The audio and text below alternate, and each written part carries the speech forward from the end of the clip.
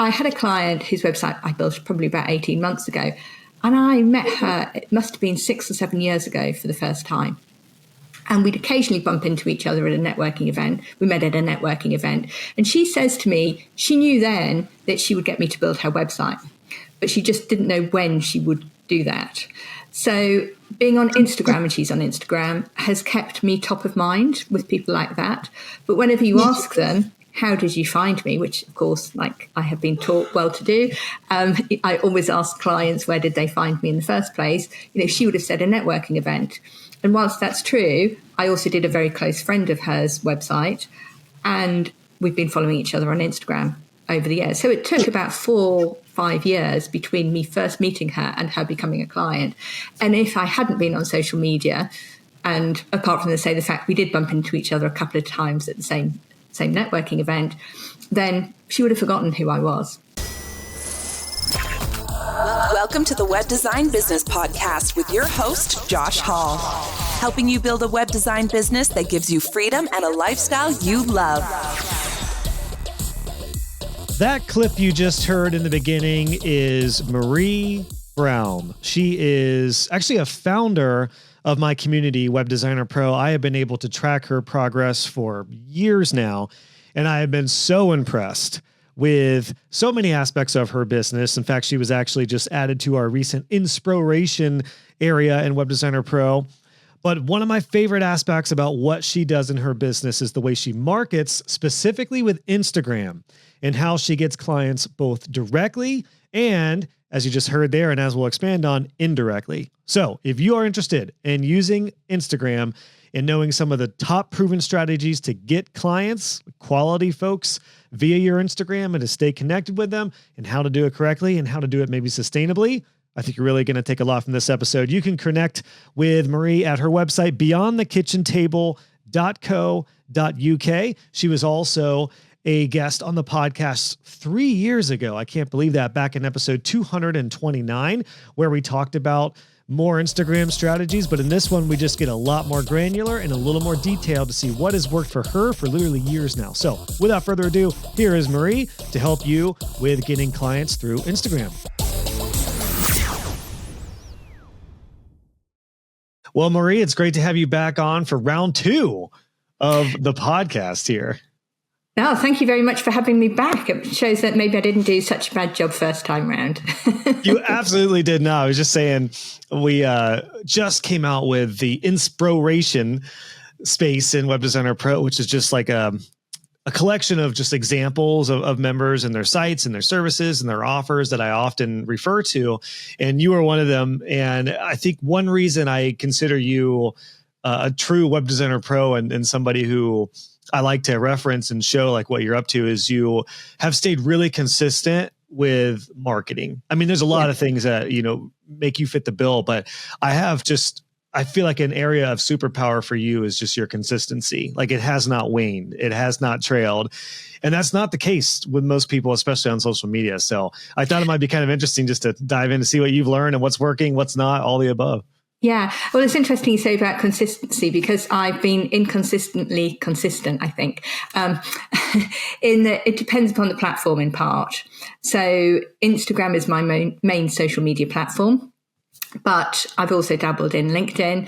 I do have a podcast. I'm not going to put it in the past tense, but I haven't recorded an episode probably for about a year. And which platform I've used has changed over the years. I've generally always been consistent on at least one platform. And at the moment that is Instagram. And I have help. I do not. And that's probably the biggest tip I would say in terms of being consistent, is having somebody who will help you. I create most of the content, but I get a nudge every now and again that says we need more content, or that, the person that helps me, she will come over and she will record some reels with me. And when I know she's coming, I know that actually, okay, the night before I've got to think of some ideas. And we'll record them. And then she's got a bunch of content that can be scheduled over time, and she'll repurpose it.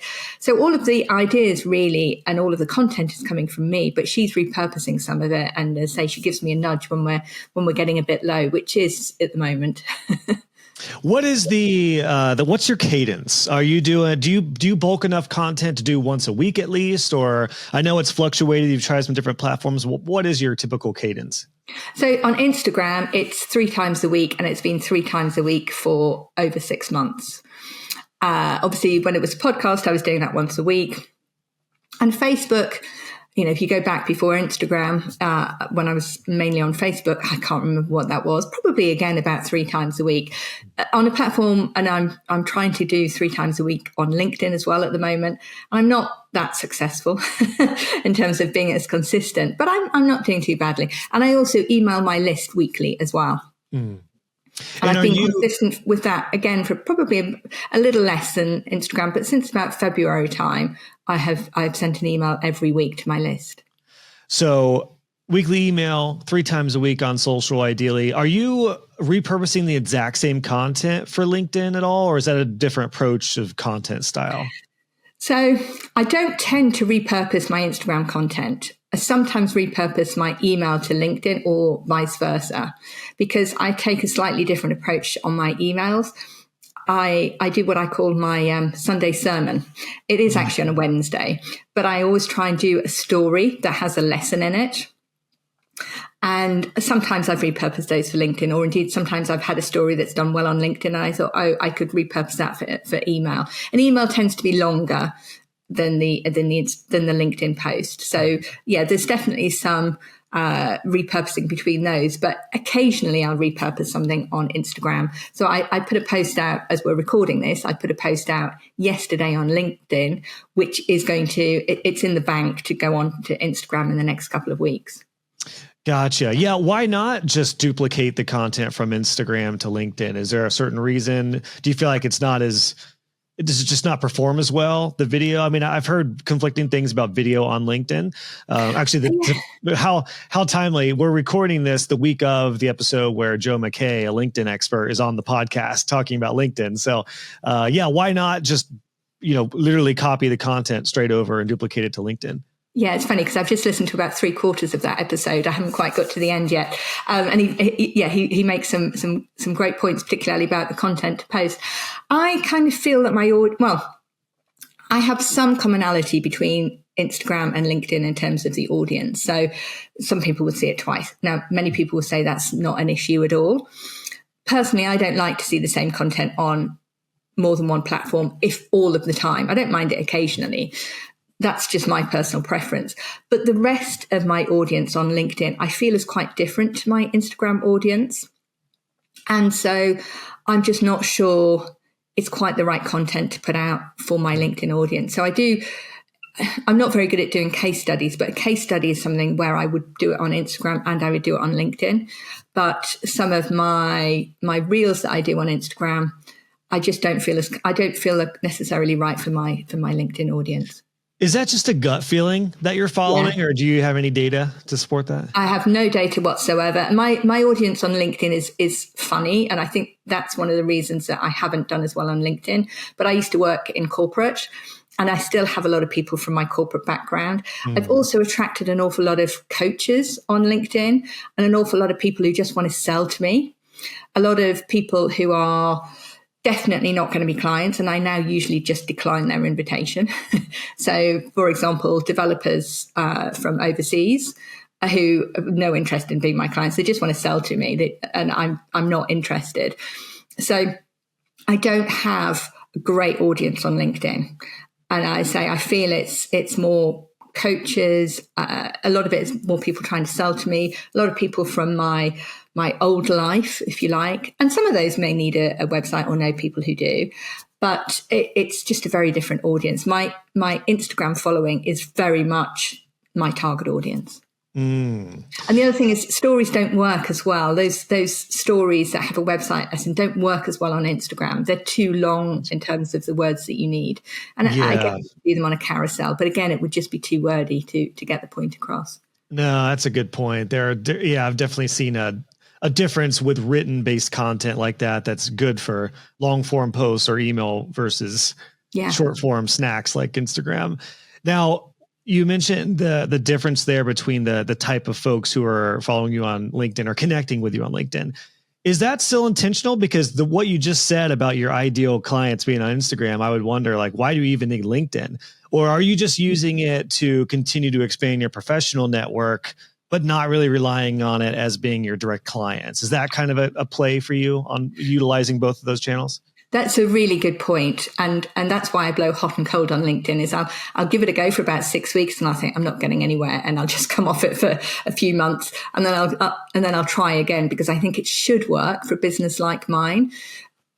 But Instagram is my primary platform. So it's just a way of reaching.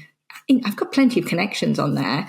And I just feel that I'm missing out if I'm not on there, but it is inconsistent.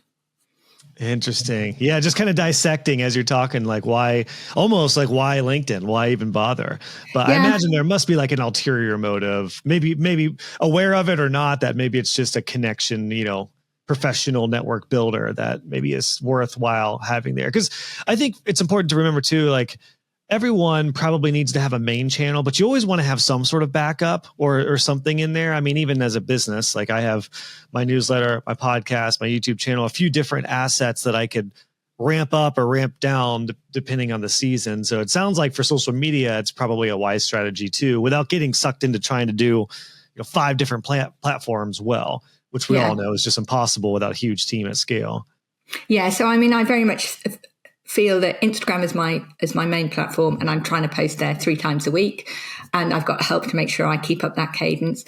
Emails I'm doing once a week. And again, I'm scheduling those out. So I'm getting a lot of help from ChatGPT to write those emails so I can batch them more easily than I used to be able to. And then LinkedIn is ideally 3 times a week, but hey, that's very much the third channel, if you like. And so I do what I can when I can. Now, I think it was right before we hit record, we were talking about you being in a commuter town outside of London. Are you getting clients locally as well? Is this feeding into in-person strategies, or is the bulk of your leads and clients coming from social media and the marketing that you're doing online? Yeah, they are very much local. I mean, they're not entirely local. So I'm in the UK. I've got a client in Australia.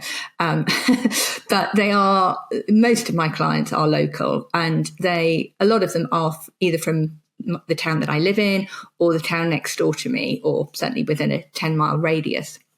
Not very many in London. Also, go ahead.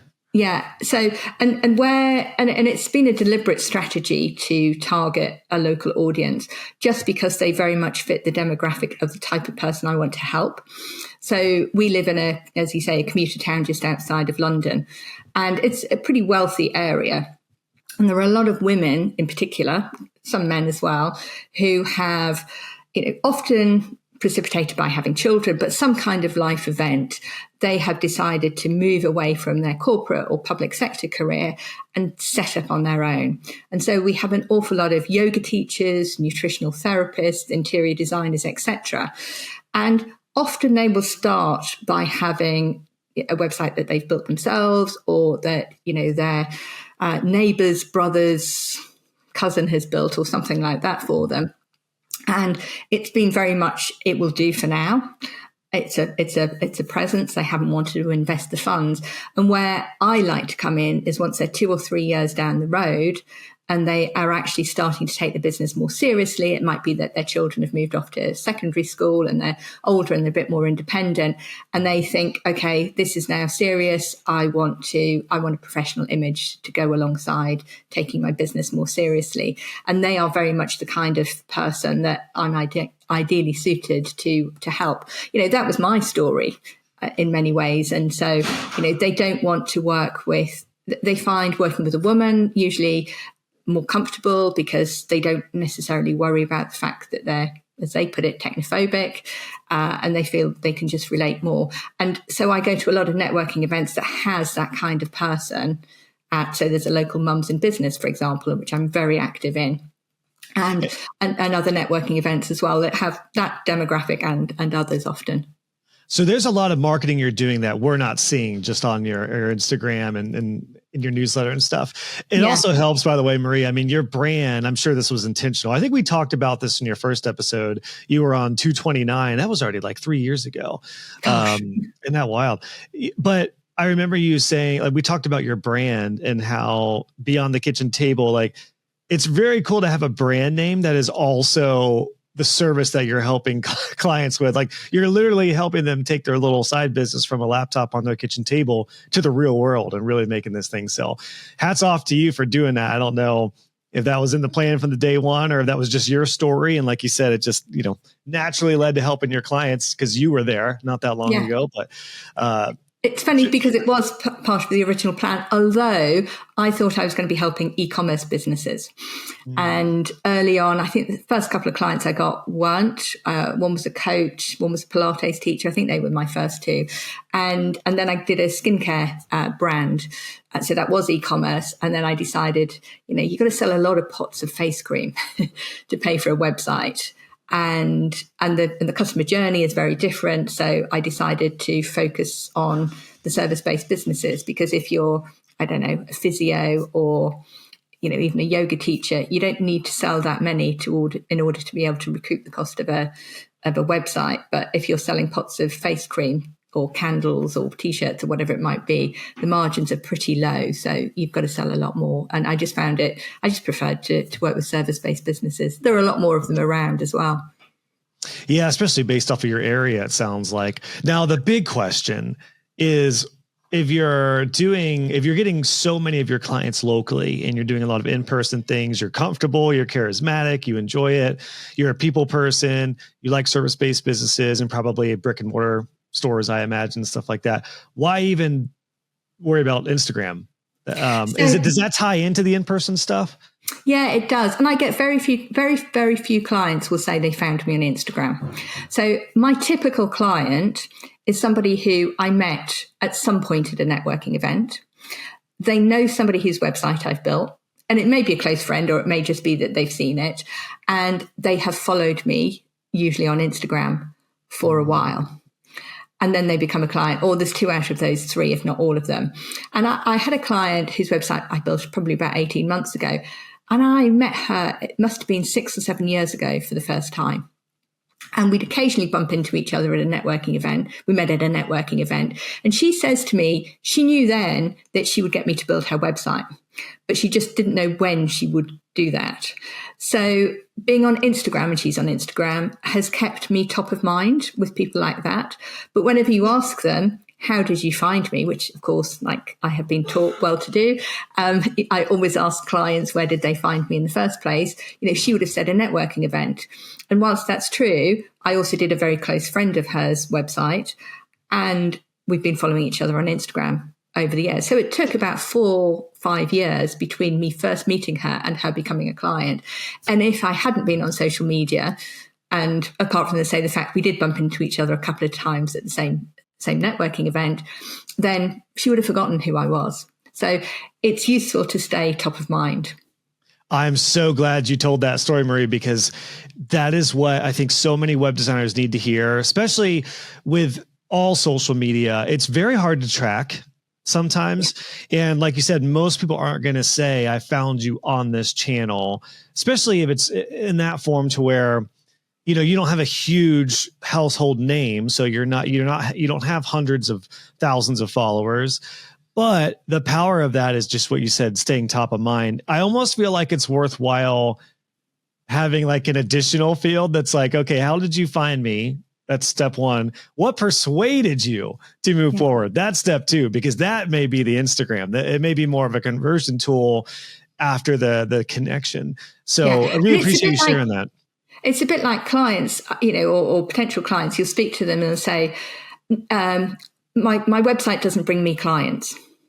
And I point out to them that you may think your website's not bringing you clients, but actually what a website does is it backs up, somebody that you met at an in-person networking event or somebody who's found you on social media, and then they will look at your website. And so the website actually is a deciding factor in whether they choose to work with you or not. But they won't say, I found your website. They'll say, I found you at a networking event, or I found you at social media. But then they will always check out the website as well. Yeah. I mean, that's what most clients need to know is the only way a website is going to attract clients is if it is SEO'd. If it's SEO'd locally or nationally, and then you could say blog, SEO blogs, but even then you're going to need to have some sort of content with a blog or with services pages that is geared towards attracting people. That's the only way a website is going to naturally bring people. Everything else, as far as getting traffic, is marketing. Wes McDowell, are you familiar with him? YouTuber? Yeah, I am. Yeah, I've certainly on YouTube. He, the last time I had him on, I think it's been a while, but he said something that is just stuck in my head. It's ingrained. And what he teaches his clients is that social media is the marketing department. Website is the sales department. And there's a very clear distinction between those two. And I think if we, as web designers, did a good job of explaining to clients, like, that's why your website's not doing anything. You have no marketing team. So you can't just send a sales guy out in the field and make a sale. You got to send them to a networking group or whatever. So I really, really love that idea, because, and to this idea of like Instagram, social media, I'm sure, I don't know, you tell me, do you ever have those times where you're like, is this worth it? Is it worth having somebody film me and do all this? But then that story of those little touch points that are ongoing, it's hard to measure. You don't know what post resonated with that client, but they see that. And then finally they're like, okay, she's my web designer. The other thing I think is important to remember too, is for referrals aren't always going to reach out right away. Like, you may have a client that raves about you, and then somebody who needs a website is like, oh, okay, I'll check Marie out. She may not want to hop on a call right away. She may go to your website and then follow you on social media and do a bit of creeping just to see, like, what's your style? What do you give me some value? And then that's what persuades them. So I love this idea that what we're doing on social media or any type of online marketing is not all for lost. It's just hard to measure. It's hard to track. And I do often think, is it worth it? But it reminds me of another story of a client who went ahead, and they said they'd been following me for years. And so I actually did a story on Instagram about this, and I immediately got a message from somebody else who said, I've also been stalking you for years. And actually, you've just reminded me, I think it is time. And it was just quite funny that, say, I got two stalkers, as it were, in the nicest possible way. And they're both really, really lovely clients. They're not creepy stalkers at all, but I had two of them right together. And it was partly because I told the story of the first one. And the second one said, I've been following you for 3-4 years. And she was just at the point of pivoting her business. And so it was the right time to get a new website. My gosh, the power of just being there. And we can't be everywhere all the time, but if you can focus in, I feel like, on one or two channels, like you are such a good example of that, and staying consistent. Like I said, I mean, I've been watching you for years. You were in my courses early on, and you were a founding member of Pro. Like, I've seen you've always been in my feed, whether it's weekly or whether there was times where it was a little less frequent, it's still consistent. And I think that speaks to some power on that too. What about one of the good things about being consistent is you can actually then be inconsistent for a while. And I certainly noticed this with somebody else that I follow on Instagram.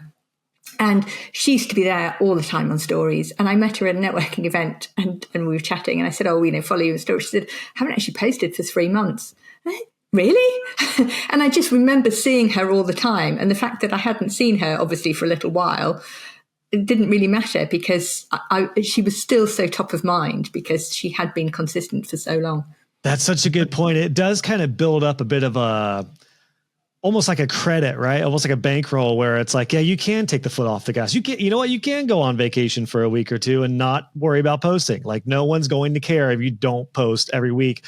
I feel so bad for creators who are super consistent and then they apologize because they didn't post a week. It's like, you know how fast a week goes? It's so fast. Yeah. So, I don't think people notice. Yeah, people. It's a bit like when I came back with my email newsletter back in February. The fact I can't remember when before it was that I'd sent a newsletter, 3 or 4 weeks, maybe a couple of months. I don't know, but I didn't come back and apologize. Because most people wouldn't even notice that I hadn't posted for a while. Such a good point. Yeah, I did that with mine in July, just recently, just a couple months ago. I didn't do a newsletter for three weeks because we did vacation and we had some stuff going on with my daughter. There was just a lot going on. I was like, I just don't feel like it. I got so much going on. Yeah. Didn't get one, like, where are you? And I still had other content channels going. And of course you can bulk things out, but all that to say, yeah, like take a week off. No one's going to care. Yeah. With your content, Marie, I remember one post from our last discussion that has stuck with me, which is, and I want to ask you about like what types of content you're posting now in 2025. But I do remember a funny one where you were like something to the effect of, I didn't know I'd ever be the girl who wakes up at 5 a.m. and goes on a run and starts the day. And he said, oh, turns out I'm not. Yeah. So you have some humor and you have some fun, like you mentioned. Is that still part of your content strategy? Do you balance like fun, personal, your personality, but also helpful tips? What's your content look like now? So it has changed a bit in that on Instagram, I have become more website focused with my posting, at least on the grid. Which is not to say there's not occasionally other types of posts. I'm trying to think what I've posted recently that might fall into that category. But I became aware that if you looked at my grid, you wouldn't necessarily have realized I was a web designer. Yes, more of the posts were probably about web design than anything else, but I would talk about other forms of marketing or other business things, and yet I'd have more humorous things in. So I have actually tried to focus it more on websites than it was when we last spoke, probably.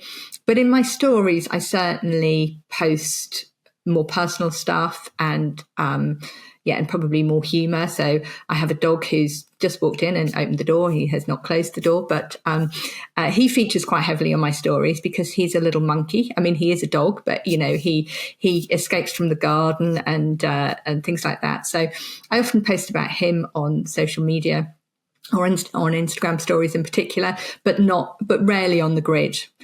So I don't know, maybe once a year I might put a picture of him on the grid because, of course, it always gets lots of likes and engagement. But I generally don't post that kind of content on my grid, so that if you looked at my profile, you would see it does look pretty professional. But I do try and bring in a little bit of humor, at least in the captions. And I probably do this more on LinkedIn and on my emails, to be honest. But telling more of the personal stories. But my Instagram grid is probably much more website focused, with an occasional thing that is either more personal or just about business more generally. So you're using stories to be a little more loose with just like, if you want to pop in with something that's more personal, that's going to disappear in 24 hours. That's the strategy. Cause your grid looks very professional, but not in a stiff corporate type of way. Like it looks fun, looks engaging. I'm curious, with Instagram, do you make a distinction between posts and reels, or are both of those grids basically the same thing? Are you posting videos and reels just like you would as a post? Or are those two separate? I am. So not every post is a reel. And my normal grid, there is a pattern to it. If you look at my reels grid, there isn't. So my normal grid at the moment anyway is sort of a light dark alternate posting. So it looks fairly neat.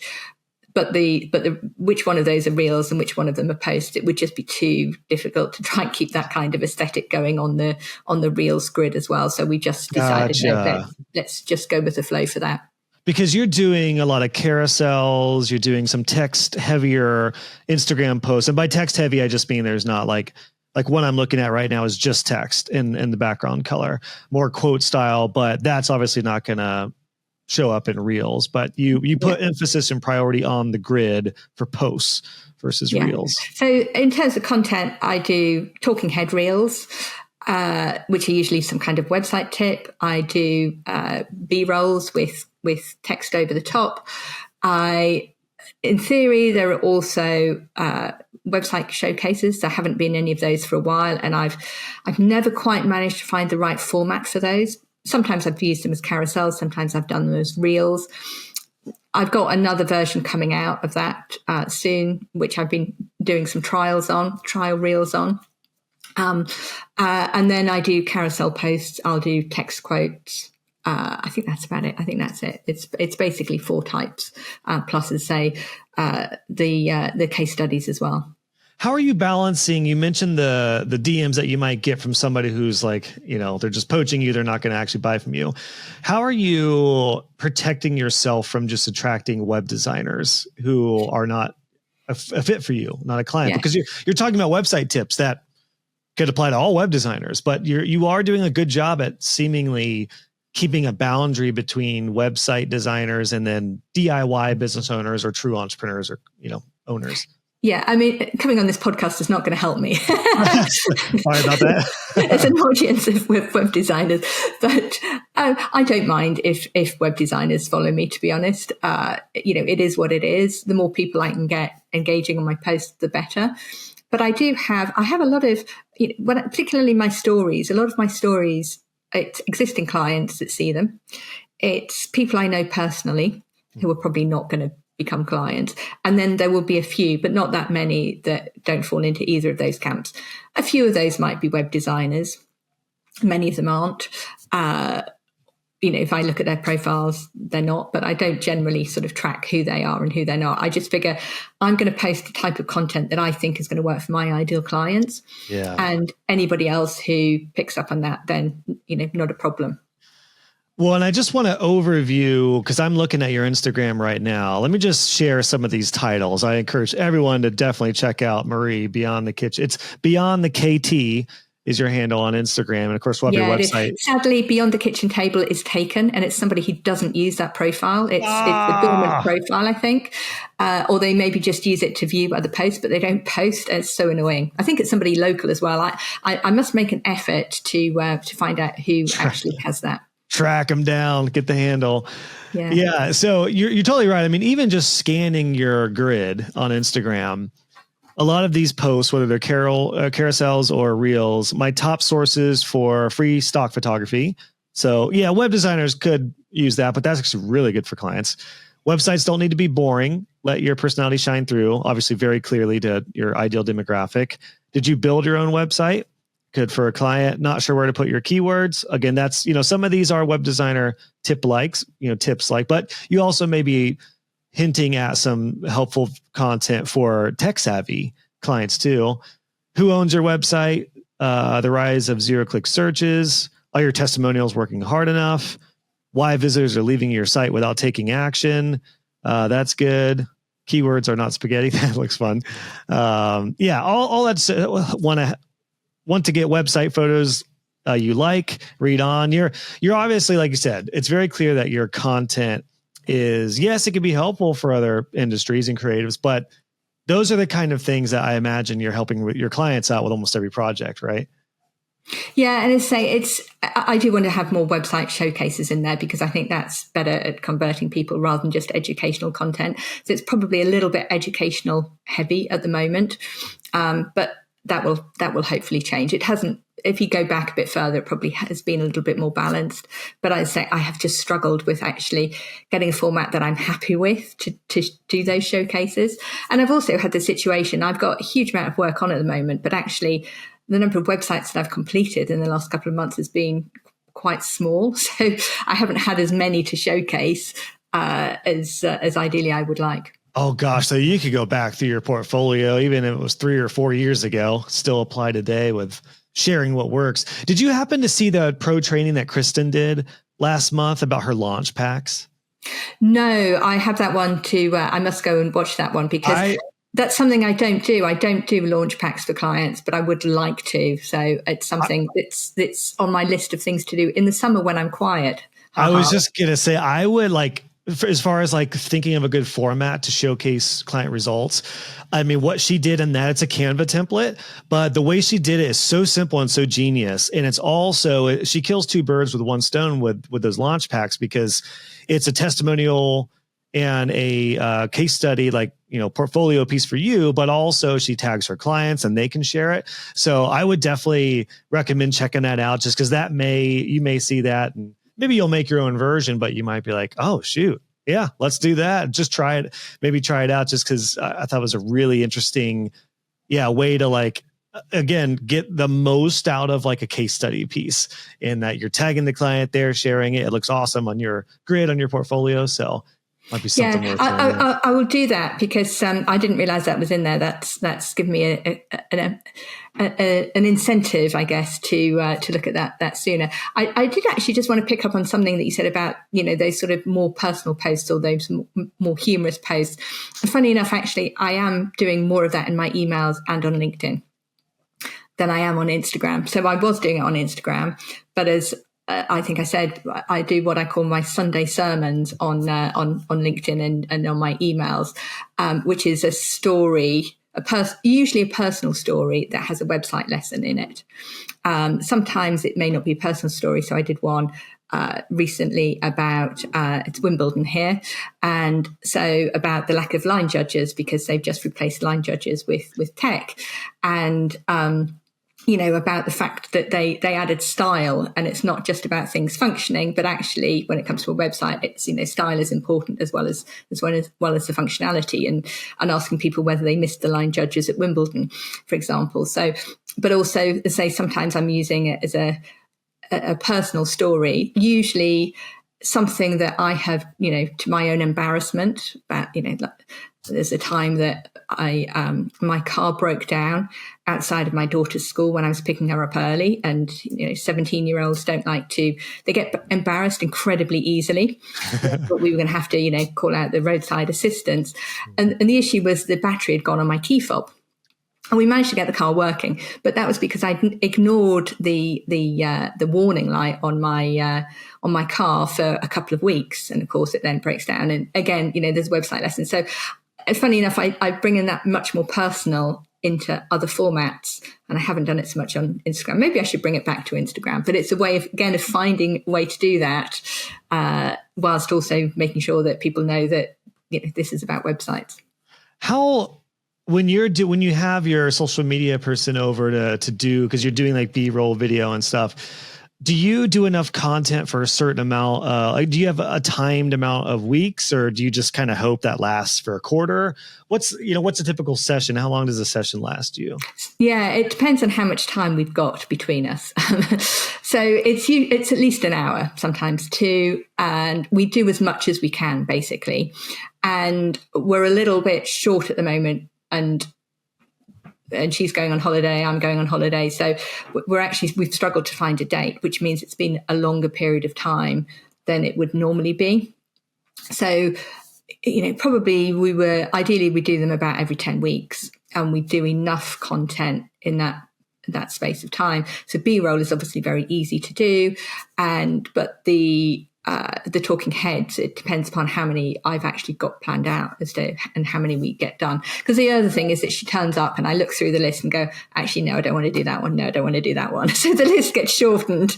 But I must get better at thinking, okay, let's just do it and see how it is. So I would like to take this opportunity to have you coach me a little bit on this, because I'm planning on doing a similar shoot later this summer. And I really it's not something I've ever done, but I love the idea of having some more professional quality looking both photos and B-roll and talking head kind of stuff that's probably out of my office and maybe going downtown. But I'm do I go with a list of 30 topics and that are all under a minute, and I just, say them back to back to back to back to back, and then we chop those up? Or do I do just, a lot of stills and just photography, almost like a photo shoot? Do I do just B-roll of me walking around looking at buildings, and then I'm going to feel like that's going to be super goofy? Do I do it all and just see what works with post? Do I just have the optionality? What do you think? What would you advise me as I get ready to head on this, new journey of having, a bulk of social media content? What would your advice to me be? So it would probably be to try all of them. But of those, B-roll is really easy to just take. And it's interesting when you look at other people's Instagram feeds, this B-roll are just people doing absolutely everything. There's a lot of people making coffees, a lot of people walking and seeing their feet. I mean, my feet are hideous. I would not subject anybody watching my Instagram feed to seeing my feet. But it's really interesting to see the wide range of things that people put use for B-roll. The talking heads, absolutely. It's what questions people always ask. that's the number one thing, which is, and actually when you read through those list of topics on my Instagram posts, it is the kind of questions that people ask me all the time. That's what I'm posting about. So, very much a case of just thinking what they are and then just doing, short, quick videos to go with them. In my case, sorry, I've got too much activity going on in my house here. If anybody can hear the background noise. In my case, we just take them on an iPhone. It usually takes me a few takes to get them to a sense that I'm happy with. And then my social media assistant, she will go off and edit it. So sometimes it may only be 30 seconds, but at some point I probably garbled my words and re-recorded that line. So she will go and she'll edit it and take it out. But it's a very light edit that she does generally. Are you going face to camera, like looking at the camera, or is it like kind of off to where it looks like you're talking with somebody, or just kind of like a thought leader type thing? I've seen different viewpoints on that as well. I mean, I think inevitably it seems like you're always feeling a little awkward when someone's looking at you and talking online.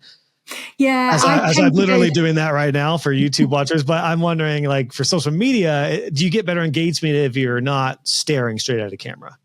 I don't know. I tend to stare straight at the camera, and I have experimented with different places that I take them. So obviously having light, so I do them at home. So somewhere that's not dark is obviously the requirement, but I've got a great big window on my staircase. So for quite a while I would sit on my stairs and do them. It's pretty casual. It looks like I've just picked up my phone and recorded a quick tip for somebody. Often do them on my sofa. I've done a chair by the window. I've moved around a bit in terms of, and also in terms of what I wear. I've sort of, for a while I was just a white top. But yeah, I've moved around in terms of where I actually get them taken. But it's just generally just pretty informal, as if you're talking to somebody, giving them a tip. And you are right. I don't think you should look at the camera the whole time, which is what I'm doing generally here as well. Because when you're talking naturally to somebody, you're looking away, you're looking down, you're looking up. You're not looking straight at the camera the whole time. Personally, I just look at the camera. It's very easy to overthink it. And I think you've just got to remember that the first ones you do will be rubbish. But unless you do the first ones that are rubbish, you won't get to the good stuff. That's a great reminder and encouragement booster. I appreciate that. I'm just thinking through, like, what's this going to look like when I do this little like branding content shoot? And yeah, I think you're totally right. This definitely gives me some confidence just to try it all and then just have the optionality. I think one thing I've learned too with video is that if you do a bunch of B-roll, those could be stills. Like you can take a still, especially if it's a high depth camera. I'm planning on having like a high depth shoot. That could be a still for a post, even if it's video B-roll. Yeah, there is definitely more a trend now, I think, that I have seen anyway, of having text over images and text over videos rather than just the plain background, which is obviously I've got quite a bit of on my feed. But there is definitely a movement towards having more stills and that B-roll. But you've just got to try it and see what works. The key thing with Instagram, with Reels certainly, is to remember it is so short, and certainly you've obviously got people who follow you and they will give you a little bit more grace. But anybody who's flicking through a Reels feed, and if you want to capture a new audience, which Reels are really good for, then you need to hook them in straight away, because unless you get them in the first second or two, you've completely lost them. So there are tricks that people teach about having some movement initially. So it might be movement of the head, for example, or even your whole body. So you'll often get people who will do something like a swivel in their chair straight away. And that's just to catch people's attention. You mentioned some trends that are happening right now with that, especially. I do feel like the attention span of like the hooks are getting shorter and shorter and shorter. What's different now, particularly with like Instagram marketing and maybe others, versus our first conversation back in 2022? What are some differences in 3 years that you've seen? I think it's got harder is probably the first difference, because over time, there's a lot more content on the platform, and with AI, there's going to be even more content. You can certainly see, I've no idea what the numbers are in terms of the growth in content, but I would imagine it's gone up hugely since 2022. So you've got more content, you've got more competition. I don't think you've got any more eyeballs. And certainly, every January, you see everybody with their New Year's resolution. I'm going to spend less time on my phone. I'm going to spend less time scrolling. And there are certain times of the year where that is probably true. I mean, most people probably get to about the 3rd of January and they're so fed up with something or other, they start picking up their phone again and eating the chocolates. But there's definitely more competition. I have seen certainly video being more important. And it's interesting to say that B-roll. If you go back to 2022, I would imagine, can't remember that far back, but we went through a massive phase of pointing, dancing and pointing reels, which I never did because they were just not me and I couldn't quite work out the coordination for it anyway. But you had quite a lot of that. I want to see the Marie tripping blooper reel. That'd be your most popular post right there. Yeah, probably. So there's quite a lot of that type of content, and that's gone completely from the platform. Nobody, it's very rare to see anything like that, or even the sort of 3 tips and somebody just pointing at three bars that come up. You just don't do the pointing now; they would just come up. So we've certainly seen a change in the type of reels that people do. So yeah, talking heads are quite popular, but I have seen much more of just basically B-roll and with text over the top. That has become much more prevalent. Carousels have definitely made a comeback as well. They may well have been popular in 2022, but they had a bit of a dip and they have come back. Probably quotes and what I would call the slightly less meaningful quotes. So I used to quote quite a lot of Dr. Seuss and Winnie the Pooh, 2 of my favorite philosophers, in terms of things that, yes, that they apply to life. I don't really do that anymore, and anybody can post that kind of content. And so again, I think that has gone out of the way as well. Gosh, it is exhausting just thinking about keeping up with trends. Do you get to the point where you're just like what content do you like to create? Are you at the point where you just do what you want to do regardless of the trends? Maybe you'll experiment a little bit, or how do you, I guess the question is like, how do you not get exhausted and how do you just do what you want to do with this? Yeah, I kind of do a little bit. I won't, anything that I don't feel comfortable. So the dancing and pointing, I didn't do when it was trendy because I didn't feel comfortable doing it. And so I won't do anything I don't feel comfortable with. Other than that, I will probably more follow the trends as much as I can. I've actually just had a reel. I don't know what it is today actually, but I have just under 2,000 people follow me. And my reels will usually get seen by, I don't know, probably 300-400 people. But I had one that just last week was about 16,000 probably now. Yeah, the Beyonce one. Look at that. Yeah. So, and that's something we'll probably try and do more of. So it is, to explain to your audience, it's a remix of a Beyonce reel. And I know that that's obviously gone out way beyond my followers. It hasn't quite gone viral, but it's hit a bit of a wave, if you like, on the Reels tab. And that's nothing to do with me. That's purely because it's Beyonce. And I think I've got 4 new followers from it. It's not really going to the kind of audience I necessarily want to attract. Right. But it's quite nice to have, something that has become, that's done well. And so we will probably do more of that. And the caption came first, which is about Beyonce. Beyonce doesn't do it all. She's got, all of these people to help her. And, you can channel your Beyonce. You shouldn't be doing everything either. And, there are certain things that you can delegate, your website being one of them. That was a general message. So that came first. And it was actually the person doing my social media who came up with the idea of trying to find a Beyonce reel. She struggled to find an image of Beyonce, which is where we were going first of all. And so she said, well, we could do a remix of a Beyonce reel. And there are lots of rules around how you do remixes, and I'm not the person to know exactly what they are. But that one, so that's a trend, if you like, of doing, and she said remixes are very popular. So yeah, that's the kind of trend that we may do another couple of, but it's going to be a case of finding the right person. and the right reel, and then obviously having the right caption to go with it. So it would be somebody who would very much appeal to my demographic that I would be looking to do a remix of a reel for. So it's probably female, it's probably, probably in their 50s, maybe in their 60s. So, you've got, the cast of Friends, and you've got, people like Madonna and Beyonce and people like that. Maybe even a Taylor Swift you would do, but I wouldn't choose somebody who would be appealing to, teenage audience, for example. It would be somebody who would either appeal to a mixed audience or certainly my kind of demographic. Is your social media person an Instagram specialist, or is she doing a variety of social media platforms? Yeah, she's actually a VA.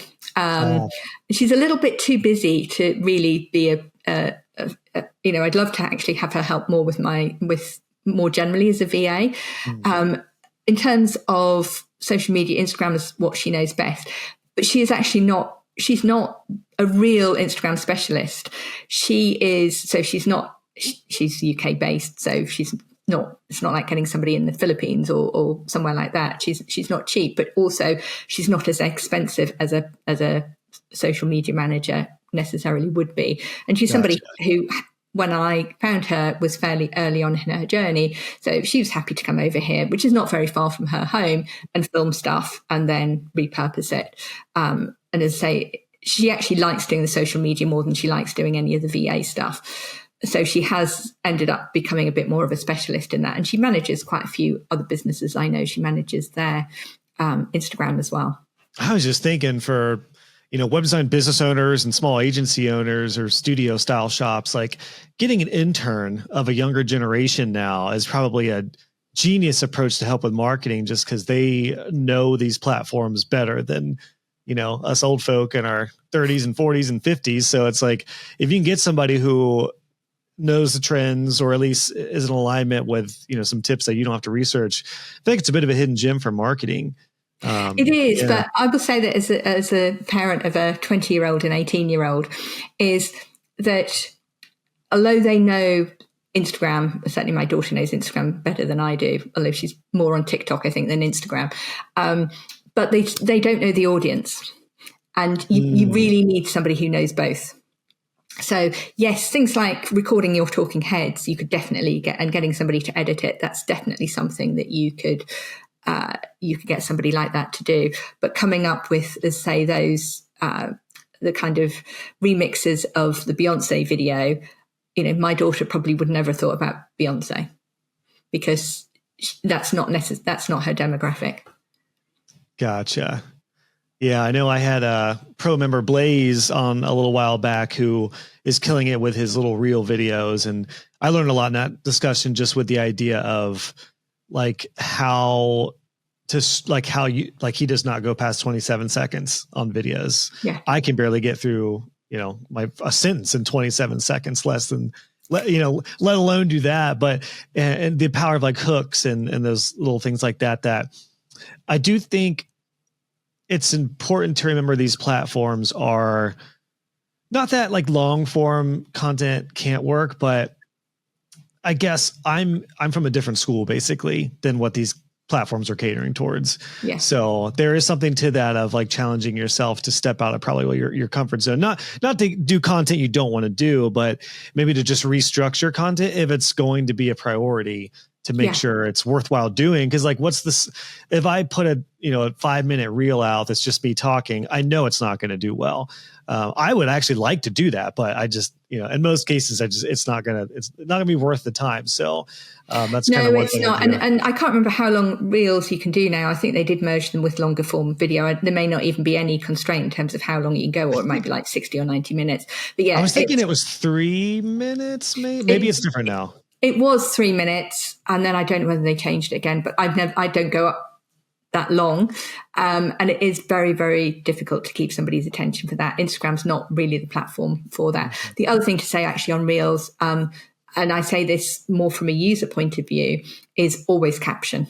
Because whether it's stories or whether it's a talking head reel, always caption it, because so many people watch Instagram when they're with the sound off. And I do that because, there's other family members around. They don't want to be listening to my Instagram reel. Yeah, great point. Such good tips here, Marie. Well, this has been a very fast hour. Always enjoy chatting with you and catching up. I know we're going to follow up in pro. At the time of this recording, we just crossed mid-year, so I'm excited to hear how the year has gone so far. But yeah, I just want to say publicly, you're such a great example. It's one of the main reasons I wanted to include you in the inspiration new space in pro. I mean, your design's great. You're super clear about who you serve. Your marketing has been consistent. Your Instagram is still one where when web designers are like, I want to do Instagram, but I like what type of content? I'm like, check Marie out. This is a really good example. There's also a bit of a mix. Like Blaze, I just mentioned, is heavy on video. You're a bit of a mix of like, there's some video, but there's some text, and it looks fun and manageable too. And you're obviously key point of you not doing it alone. So yeah, I must admit, I heard the episode with Blaze, which was fantastic. And I thought I'd love to do that. And I just thought, I haven't got a clue how on earth I would do that. So I would leave it to people like him. I'm reminded too of how much work goes into 27 seconds. Like it would probably take me 3 times longer to make a 27-second video than to do this podcast episode. Yeah. Like easily 3 times longer. Yeah, me too. I wasted a whole afternoon doing a website critique of Amy Porterfield's website, and it just bombed. It was so depressing because it'd taken me so long. That was not one that my social media person helped me with.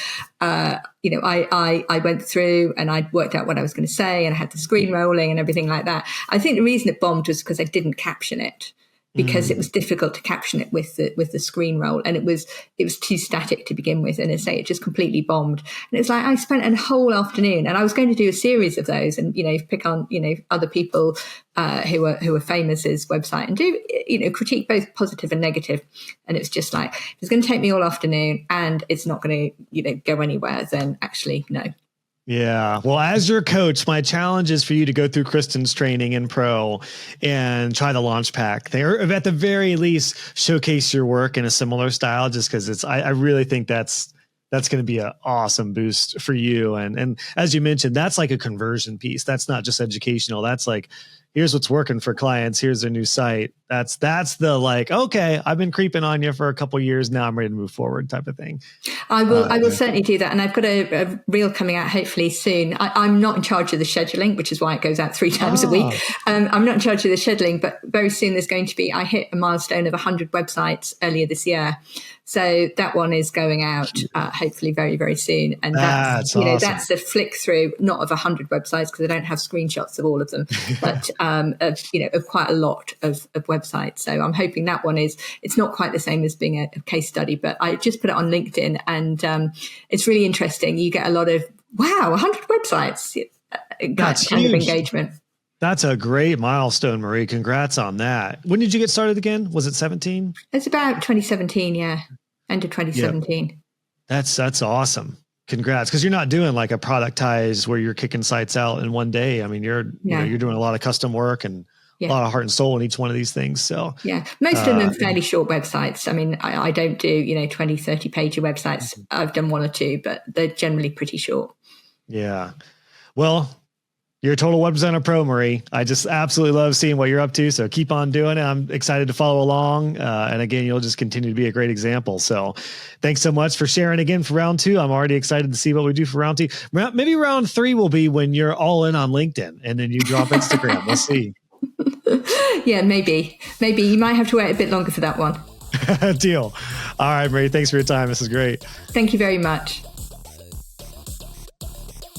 All right, my friend. Well, happy Instagramming to you. If you are going to try out some of the strategies that Marie and I covered, again, highly recommend checking her website out at beyondthekitchentable.co.uk. You can also, unshockingly, go check her out on Instagram, and I would highly recommend connecting with her there and see what she's up to.